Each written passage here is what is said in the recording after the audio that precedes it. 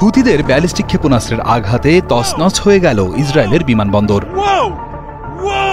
হামলার পরই মধ্য ইসরায়েল জুড়ে বেজে ওঠে সাইরেন। প্রাণ ভয়ে আশ্রয় কেন্দ্রে আশ্রয় নেয় ইসরায়েলিরা। আরও হামলার আশঙ্কায় বিমানবন্দরের কিছু ফ্লাইটকে অন্যত্র সরিয়ে নিতে বাধ্য হয় ইসরায়েলি কর্তৃপক্ষ। বিশ্ববিখ্যাত আয়রন ডোম ও থার্ড আকাশ প্রতিরক্ষা ব্যবস্থাকে ফাঁকি দিয়ে আঘাত করে হুতিদের এই ব্যালিস্টিক ক্ষেপণাস্ত্র। আঘাতটি করেছে ইসরায়েলি বিমানবন্দরে। নতমুখে ব্যর্থতা মেনে নিয়েছে ইসরায়েলি সেনাবাহিনী। তারা জানিয়েছে একাধিকবার চেষ্টার পরেও ক্ষেপণাস্ত্রটি ঠেকাতে ব্যর্থ হয়েছে তাদের অতিসাধ্যের অত্যাধুনিক আয়রন ডোম ও terminal high altitude area defence বা থার্ড। হামলায় ইসরায়েলের বেন গুরিয়ন বিমানবন্দরের একটি গাড়ি ও সড়ক অবকাঠামোয় ক্ষয়ক্ষতি হয়েছে। আহত হয়েছে অন্তত ৮ জন। হামলার জেরে বিমান চলাচল সাময়িক বন্ধ রাখা হয়েছে। কাতার ভিত্তিক সংবাদ মাধ্যম আল জাজিরা এই তথ্য জানিয়েছে।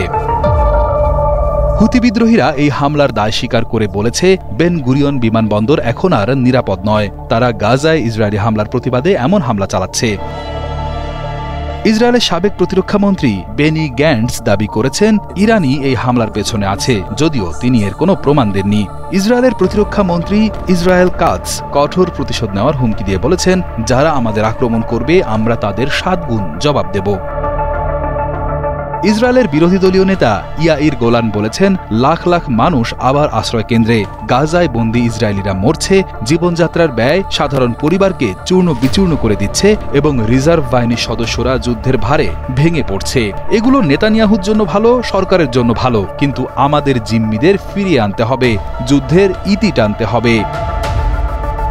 প্রতিদিন ইয়েমেন জুড়ে মার্কিন বিমান বাহিনীর হামলা অব্যাহত রয়েছে। হুতি নিয়ন্ত্রিত গণমাধ্যম আল মাসিরা টিভি জানিয়েছে, রবিবার ভোরে যুক্তরাষ্ট্রের যুদ্ধবিমান আল জাউফ প্রদেশের আল হাজম জেলায় 10টি এবং মারিব জেলায় 3টি হামলা চালিয়েছে। তাৎক্ষণিকভাবে সব হামলায় হতাহতের বিষয়ে কিছু জানা যায়নি।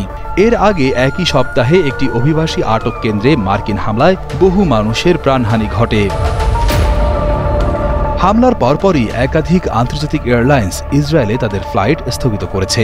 এর মধ্যে রয়েছে Air France, British Airways, Lufthansa, Ryanair, Wizz Air, Air India, Austrian Airlines, Azerbaijan airlines.